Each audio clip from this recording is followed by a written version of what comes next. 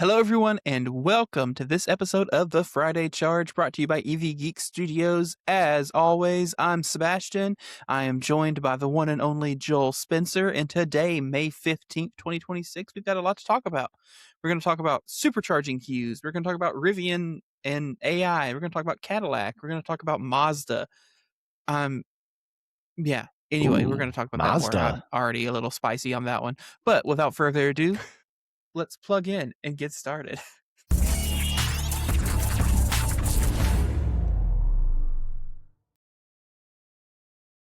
All right, our first topic of the night is Tesla has launched supercharging queues. So if you've watched any of our mini charge episodes, you might remember we kind of briefly talked about this a few weeks ago, or at least Joel did, but they have actually now launched this. So this new feature is rolling out at 5 locations, 4 that are in California, specifically the San Francisco Bay Area, and 1 in New York City in the Bronx. The feature works in tandem with your phone and the Tesla infotainment system. If you arrive at a full supercharger, the Tesla app will ask you to join a virtual queue, which will then tell you what position you are in and an estimated time until you are able to plug in. Now, it does appear that Tesla isn't stopping people from plugging in out of turn. The app just, if you plug in and it's not your turn, it just goes, hey, there's a wait list. Are you sure you want to do that? So, I mean, ultimately, it's up to the goodness of people to keep things orderly. And considering that it seems like this was started because, there's that whole thing last year about people like getting in fist fights over who's cutting in line or whatever. The kind of people that I imagine are willing to fist fight over a Tesla Supercharger are also the kind of people that are willing to ignore the waitlist feature completely. We'll see. Anyway, Tesla also states that this functionality works for non-Teslas as well, but it is unclear if the app takes into account things like a non-Tesla needing 2 stalls due to a non-shaded charging location or anything like that. So your mileage may vary there. Anyway, I didn't have a whole lot else to talk about on this. Again, it's only at 5 locations so far. And Tesla's not the first CPO to introduce a queuing system. ChargePoint has had it available for their owners for a little while. It's up to the station, of course, to decide if they want to use it or not, since ChargePoint doesn't actually own chargers. But yeah, I just thought it was neat. So there's a virtual queue, but you don't have to use it. Interesting. Right. So it's just the honor system. I mean, yeah, kind of. And it's only for Teslas. Like it's not for like me and you. So no, it works for non-Teslas as well. Yeah.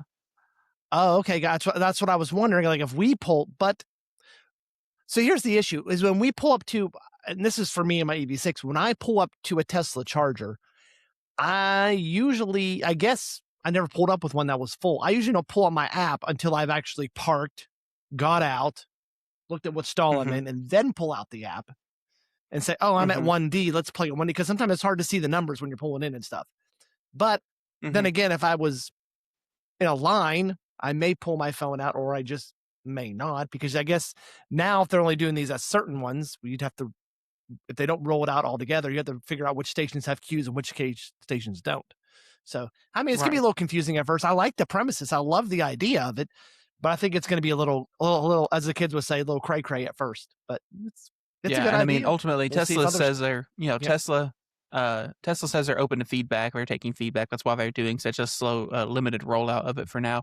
I don't think the honor system thing. Wait a minute, stop. You said Tesla takes feedback? Really? That's what they're claiming. Interesting. Oh, okay. But yeah, I don't see this honor system thing working out in the very well, but we'll see. Moving on, we'll see. Another mini charge episode subject. Rivian has begun rolling out their assistant. Rivian began rolling out the new Rivian Assistant, which is powered by, quote, Rivian Unified Intelligence, end quote. Rivian Assistant is a powerful LLM designed to not only answer random questions and requests, but also to integrate directly with the vehicle. Since Rivian Assistant has this level of integration, that means it can not only control like your media and navigation, but it can also control the vehicle, such as changing drive modes, climate settings, ride height. It can read back your range estimates, etc. This also finally allows Rivian to natively read and answer text messages on your connected phone. Rivian claims that the system can read back and summarize your messages and then help craft replies to them that sound natural and not like a computer made them. I don't believe that, but it's okay. I would honestly just rather it Yeah. listen and do a dictation style reply, but I digress. Um, Rivian Yeah, just also like calls Apple this CarPlay does. Yeah. Yeah, Rivian also calls this assistant agentic, meaning it can complete multiple tasks across multiple services at the same time. However, at launch, currently there is only one service it integrates with Google Calendar. With Google Calendar's Huh. connection, though, Rivian claims the vehicle can do things like move your meetings or suggest stops on the way to a meeting event. So, like if you have a meeting at 11 o'clock across town and you're on the way there and you're like, hey, I want coffee, you can ask it and it will try to find you somewhere to get coffee that's actually on the way to where you're going, which seems reasonable enough. It can send messages to contacts based on arrival times, like in the context of the event. So you can have the car send a text saying, hey, running behind.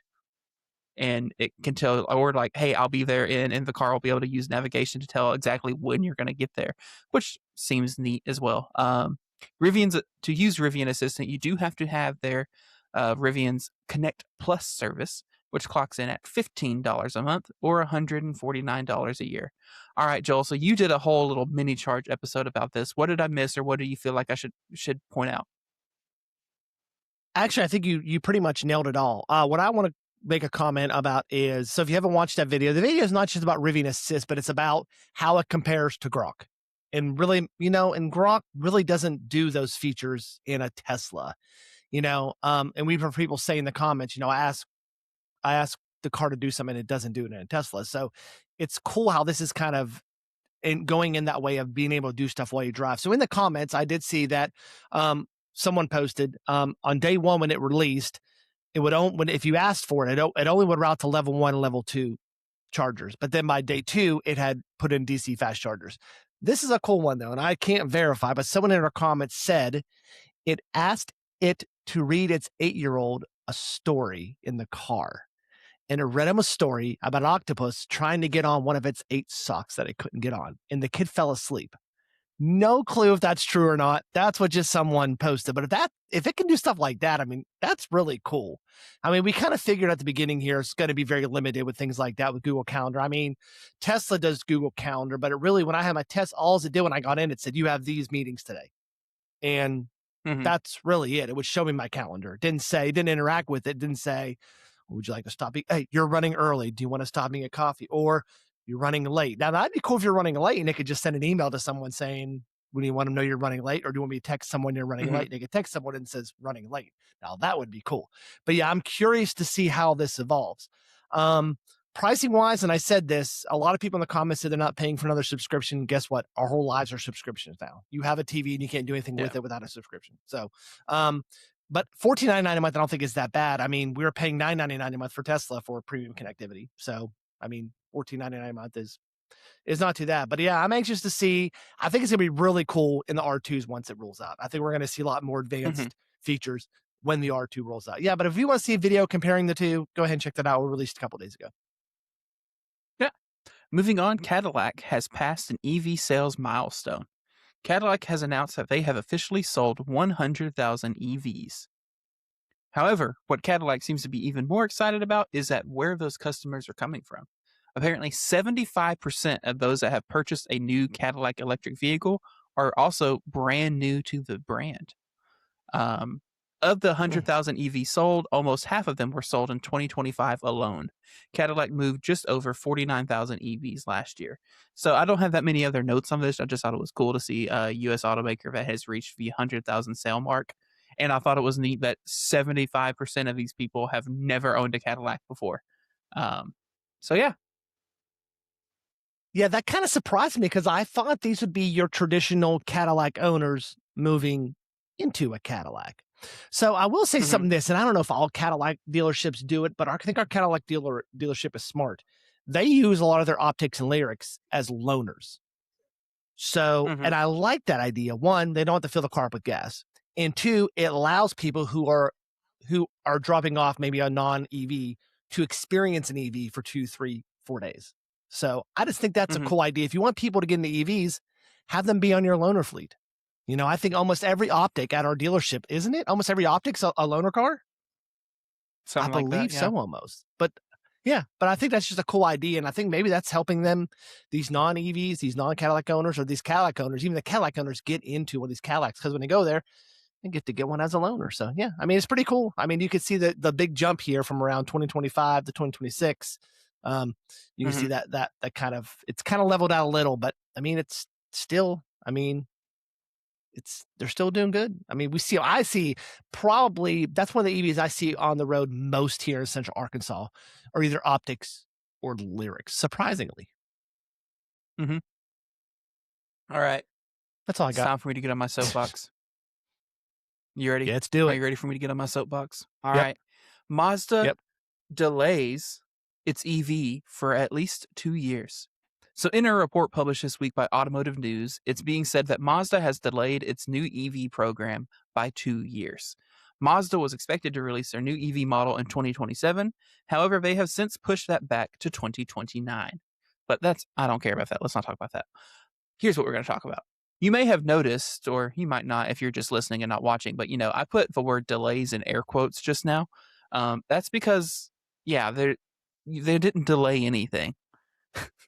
So Mazda you have to have has also something to come delay out it, don't you? Yeah, Mazda has come out and said that this delay will cost them $0. Nothing. They're not having to write anything off as a result of the delay. Joel, do you know what that means? It means they had nothing planned. That means they cared so little about building a new EV that was supposed to be here in 2027, which, remind you, it's 2026. Okay, we're talking a year away, halfway through, or less almost. than. Mazda has not committed anything to that model that cannot be undone for free. That means they haven't began thinking about factory retooling. They haven't begun thinking about supplier contracts or engineering costs, etc. What are we doing? I feel like at this point, if in 2026, if you have just absolutely no plans, what are you doing? Do you want to continue to succeed and exist in the future? Like, what is happening? Yes. By the way, now in a related announcement, in a related announcement, I will be delaying the release of my solo music record, which doesn't exist, but I'm delaying it. So I'm delaying it. Okay, sounds good. But and just also, it's like, I understand. There is a point aside to this. Mazda is a much smaller automotive company, automotive brand, automotive whatever. They don't have as big of pockets, so maybe they don't have money to potentially burn, kind of trying to be in front of the pack.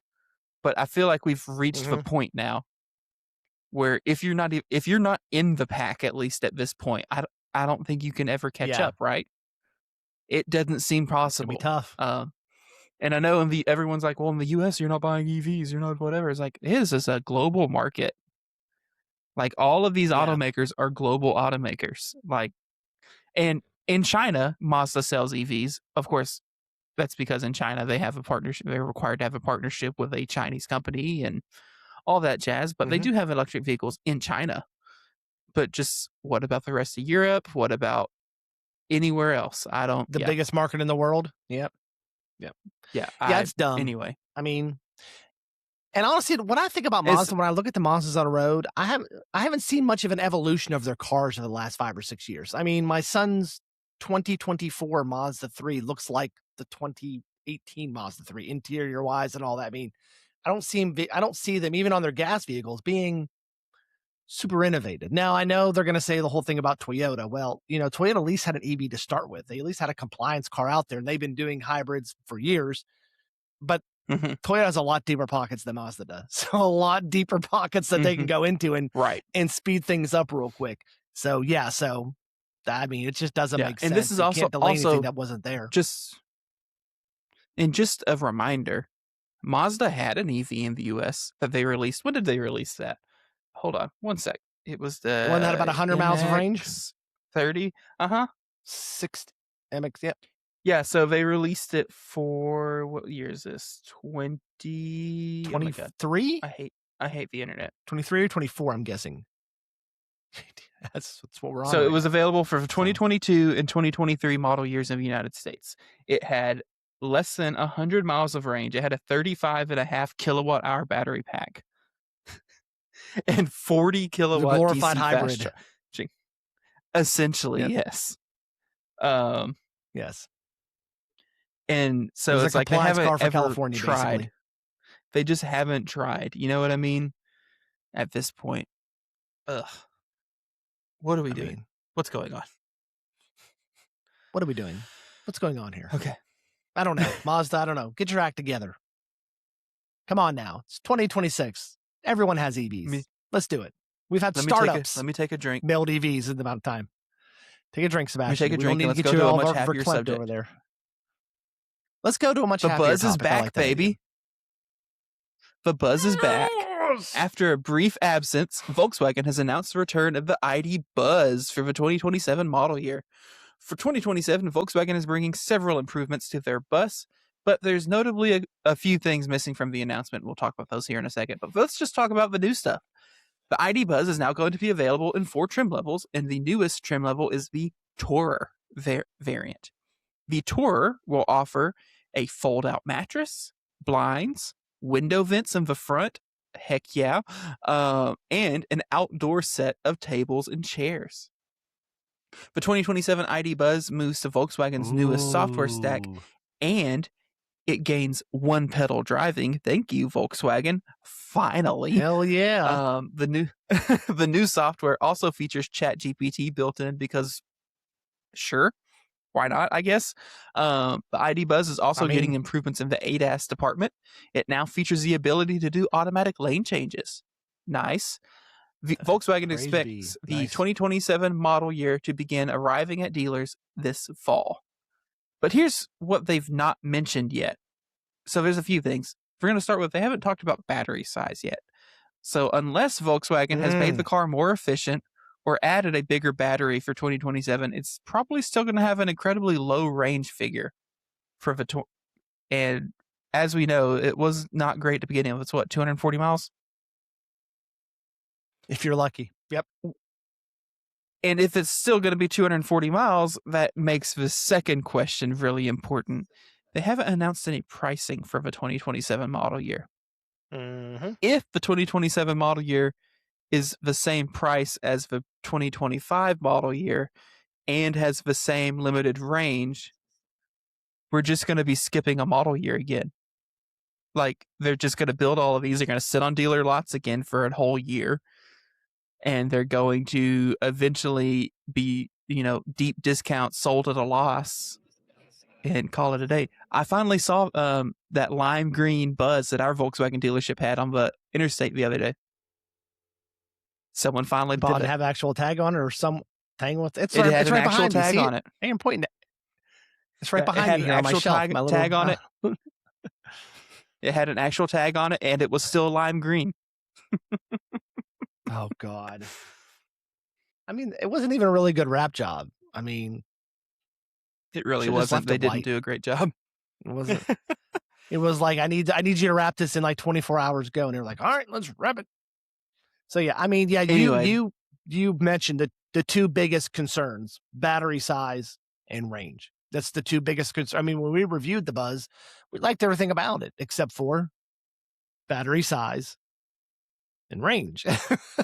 And some of the ADAS stuff too. But that's the big thing. I mean, if you're going to increase the battery size, we know what happens. You increase the cost unless they figured out a cheaper way to make the car. But it's probably going to be, if you want 300 miles of range, you're probably going to pay $70,000 for it, $80,000 for it, which I don't know. Which then is a whole different ball game. Because yeah, it's like I love the ID.Buzz, man. It's it's one of those vehicles that just makes you happy because it's unique and cool and whatever. But at 60 something grand, which is what they are MSRP at currently, it's really hard to think about spending 60 grand on a car with 240 miles of range. And that's in EPA testing. In real world, it's probably a lot closer to not 240 miles. Let's see. Does Out of Spec have their 70 mile an hour raid test? I'm just curious. What's I mean, website? it's basically a brick. I mean, at that price, what's Lucid Gravity start at? Do you know? Higher than that. Yeah, I know. I am, but I don't remember the exact number, but higher than that. I mean, it's just ID.Buzz. I'd rather have a nice 3-row SUV. So, okay, one it's second. just, I'm almost there. Sorry. I don't understand. The Seabass is almost there. The ID.Buzz Interesting. got 214 miles at 70 miles an hour on the out of spec 70-mile-an-hour range test. So Oh, yeah. And that's, of course, out of not spec good. style. So they run it to 0% until it dies on the side of the Yes. road type situation. And that's from Yep. 100%. So yeah, Yep. and that's the issue, in my opinion. Think what It's a that great 80 to car. 20 I would love be it, at 70%. right. Yep. Yeah. Anyway. Yeah, I mean, it's a shame. Hopefully I don't know, maybe they can work some magic and Yeah, it's we'll like see what happens if with they it. got But, more, of course, if they manage to make the motors more efficient or anything else, then maybe it'd be fine. But I mean, technically, Volkswagen has no EVs right now in the U.S., so they gotta have technically, something. yes. Maybe this is it. Then technically, don't have anything. So, All right, Joel, let's you recap there, the week. Sebastian? Okay. Tell me about Monday. Monday was a good day. So Monday we released our review of the Trail Seeker. So Subaru Trail Seeker. It was the premium model, which is the base. Mhm. Sebastian mentions that in the video. Mhm. That the premium model is the base. I was impressed by it. There was a couple things that are antiquated in it. Some of the screens and things like that. You can tell it's a Toyota car. Toyotas aren't big on their huge interiors and things like that, and curved screens and things like that. They just build a solid car, and people like it because it's a solid car and you can run it into the ground. And that's the same thing I get from this Subaru. It's built solidly for you to run it into the ground. So I mean, Yep. typical DC fast charging speeds, 10 to 80, 30 minutes, things like that. But Subaru has a loyal following out there. Once again, one of the nicest Facebook groups you'll ever go into is a Subaru group. Everyone's nice, everyone's kind, everyone's jolly. It's just a good time, No one curses at They're you and calls happy. you stupid. But yeah, yeah. So yeah, I mean, what did you think about it? I mean, because we did the Uncharted. Actually, we kind of did them all three. We kind of did Solterra and then Uncharted. So we did all three of them. So what is your opinion of all three, and where do you fall if someone said pick one, Sebastian? Yeah, so I mean, all three, they're pretty much the same, right? They have the same powertrains, they have the same interiors are almost identical except for some like minor coloring differences and things like that, but they're laid out the same. The Trail Seeker has a little bit more power. It's got like 375 horsepower, and I think the Uncharted's at like 330 something. But it's also a bigger vehicle, it's more Outback size. I saw someone in the comments of that video was like, it's not an SUV, it's a wagon. It's like, guys, Yeah, the Outback stopped being a we don't wagon a call them long wagons. time ago. Wagon time It ago. stopped Yeah. being a wagon a long time ago. I'm sorry. I love wagons as much They as may anybody. still call them that in Europe, It's not but not here. Yes. That's not a wagon. It's a wagon in the same way as Suburban's a wagon, okay? Yep. True. Just because the roof is long doesn't mean it's a wagon. Anyway. Yeah. But no, I mean, there's things I would like to see improved. I think launching an EV in 2026 that doesn't have route planning is, unacceptable in my opinion, especially considering it's not even just that it's an EV that you launched in 2026, but it's a ground up EV, right? The fact that all three of the new Subarus don't have route planning is so baffling to me. And I actually saw a story today talking about the new ES for Lexus that has the newer Toyota software in it, has route planning. Yeah. And so it just really makes you wonder. It's like, could we have not found a way to squeeze that into all three of these models that are brand new for the 2026 model year? Like, could you not have found a way to accelerate that timeline by 3 months to get the software ready? Because they're just hitting lots right now. So yeah, and we seem to be getting quite a few. I mean, our dealership is getting quite a few, so that's good to know. But no, Joe, you know me. Yesterday on Wednesday, I like a small SUV. Sorry. Yep, it's okay. Just you know do. me. I like a small SUV, so I you would pick probably the go Uncharted. Yep. I don't know what I'd go with. I'd probably go with Trail Seeker just because I don't like small crossover SUVs like you do, you Bolt owner. Yeah. But yeah, I'd probably go with the Trail Seeker, and then probably the Solterra, and then probably the Uncharted. But That's just me, and you're just you. So yeah. And then on Wednesday we released a video about the like I said about the Rivian Assist. So if you're interested in that, about how that works, it's a short little 10-minute video. If you're not watching our mini charge episodes on Wednesday, you also be tuning into those. They're really short. They're only 10 minutes long. It's just a top news story and in and out in 10 minutes. So yeah. So any other mind-boggling news you want to share, Sebastian, in the world of EVs or anything? No, I don't have anything else that's mind-boggling of the world of EVs. Isn't that crazy? It I was don't a even have slow any news juicy week, which is tidbits. either a good thing or a It bad was a thing. slow news week. Yep. I've been incredibly busy. Like I'm just tired, honestly. I know. I Me need a too. break. I need a break.